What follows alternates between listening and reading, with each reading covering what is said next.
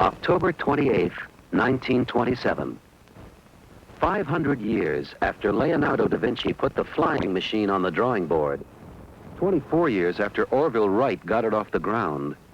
5 months after the Spirit of St. Louis flew to Paris.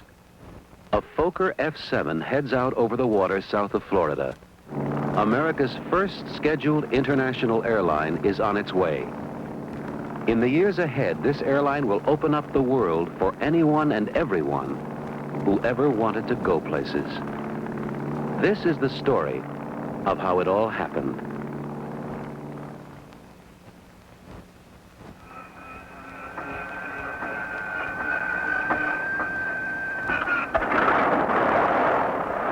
The story begins here at Key West, Florida.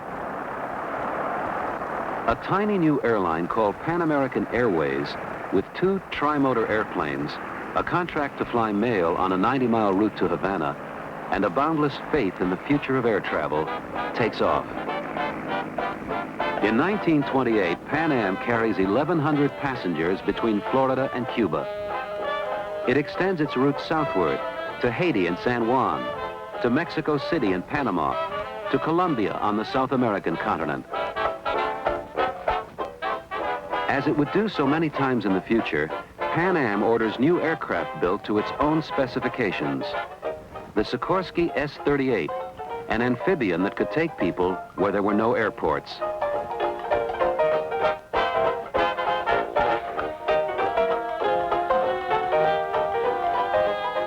The first commercial 4-engine aircraft, Pan Am's Sikorsky S-40 flying boat. Pan Am's network expands until it covers the Caribbean and all of Central and South America. Air bases are built, carved out of jungles, packed out of volcanic rock.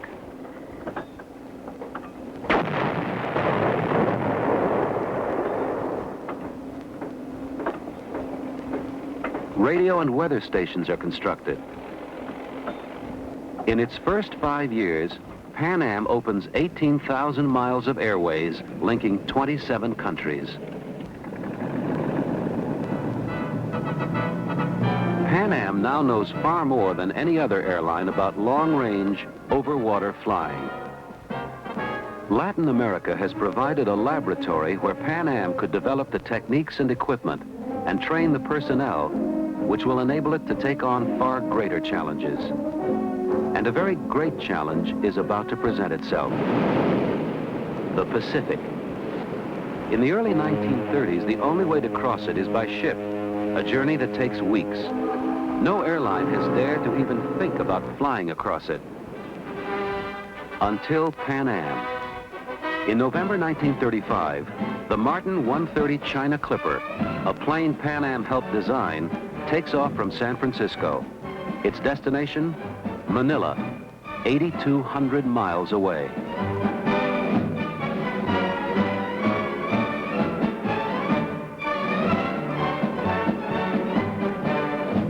Refueling at mid-ocean bases built and supplied by Pan Am, the China Clipper makes the trip in just under 60 hours flying time.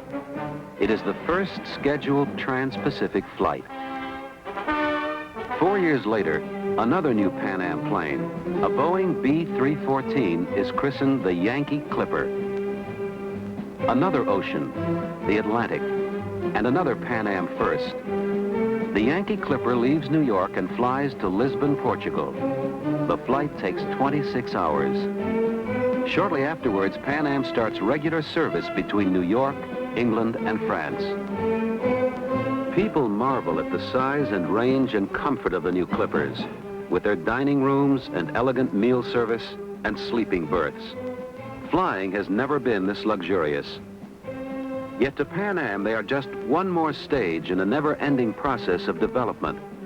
Says a Pan Am spokesman, these giant airplanes are actually the last of the little airplanes. There is a need for great ocean airliners, 2 to 3 times the size of these Clippers. He is right, but it is a vision that will have to wait. The Pan Am story is about to take an unexpected turn. War. first in Europe, then embroiling the United States as Pearl Harbor is attacked. Pan Am sends an urgent message to all its aircraft and bases. December 7, 1941. Executive Memorandum 71, all divisions. Maintain all facilities subject emergency order U.S. military authority, your area. Plan A effective this order.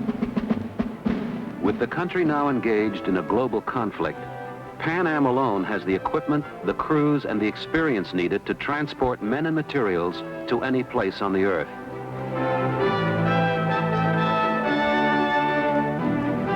Pan Am is a vital resource, crucial to the war effort, and it performs its job well. During the war years, Pan Am trains thousands of pilots and navigators, builds 50 air bases in 15 countries, almost all of them in remote, often hostile areas, ferries hundreds of bombers and transports, and carries ammunition, supplies, and personnel to points all over the world, making over 18,000 ocean crossings and flying 90 million miles. Pan Am proves to be one of America's most important secret weapons.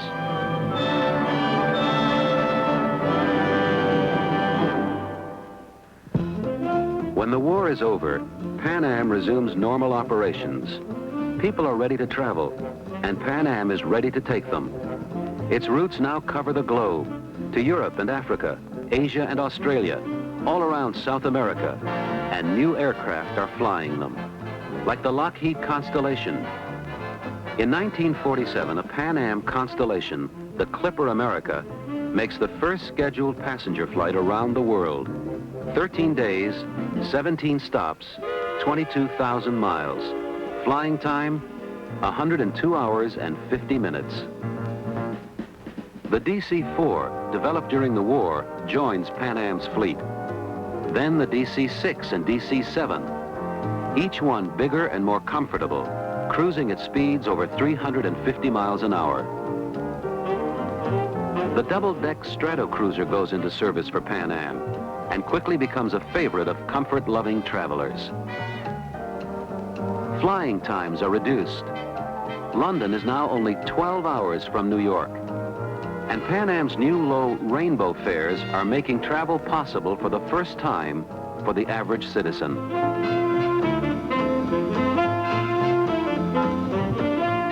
The number of people traveling abroad increases sharply. The trend is clear. And just as clear is the fact that it wouldn't have happened, at least not nearly as soon, if it had not been for Pan Am's leadership. But the world hasn't seen anything yet. A new sound, a new way to travel, and only Pan Am has it. On October 26, 1958, Pan Am becomes the first American airline to fly jet aircraft. A Pan Am Boeing 707 streaks from New York to Paris in 8 hours. The world enters the jet age. In one bold stroke, Pan Am has slashed flying times almost in half. And almost simultaneously, Pan Am slashes fares by introducing its new economy class service. To meet a greatly increased demand, Pan Am expands its schedules. In the summer of 1965, it makes 258 flights weekly across the Atlantic.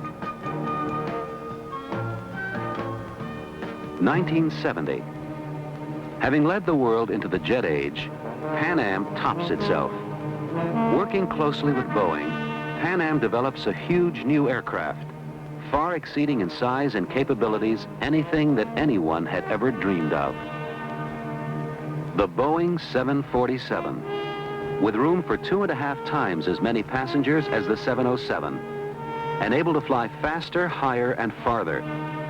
It will also prove to be safer, more comfortable, and easier to fly than any long-range aircraft ever built.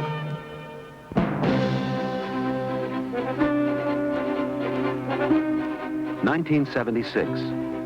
Pan Am continues to set the pace by bringing out the new 747 SP for special performance. 47 feet shorter than the standard 747, it has the longest range of any commercial aircraft. It is the first aircraft to offer non-stop service between New York and Tokyo, from San Francisco to New Zealand, and from Australia to San Francisco. On May 1st, 1976, it shows the world what it can do. A Pan Am 747 SP takes off from New York on a record-breaking round-the-world flight.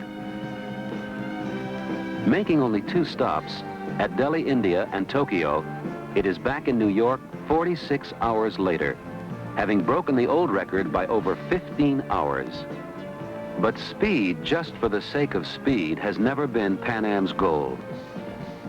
The goal has always been to take people where they want to go, comfortably and safely, at fares people can afford to pay, with schedules that make it possible for the average person with a 2-week vacation to go anywhere in the world.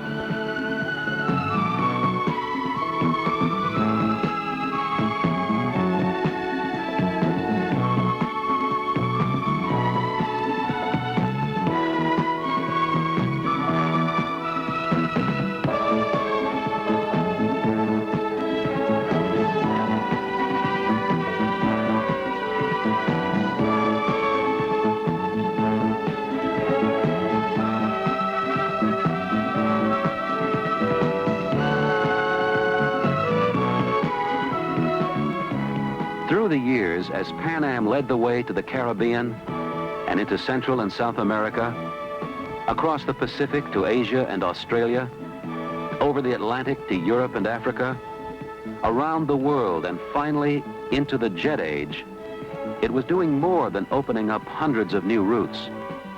It was opening millions of minds to the idea of going places far from home. This year, Pan Am will carry over 8 million passengers to 92 cities on 6 continents, making what was once restricted to the wealthy few available to everyone. That is what the Pan Am story is really all about, and the best chapters are yet to come.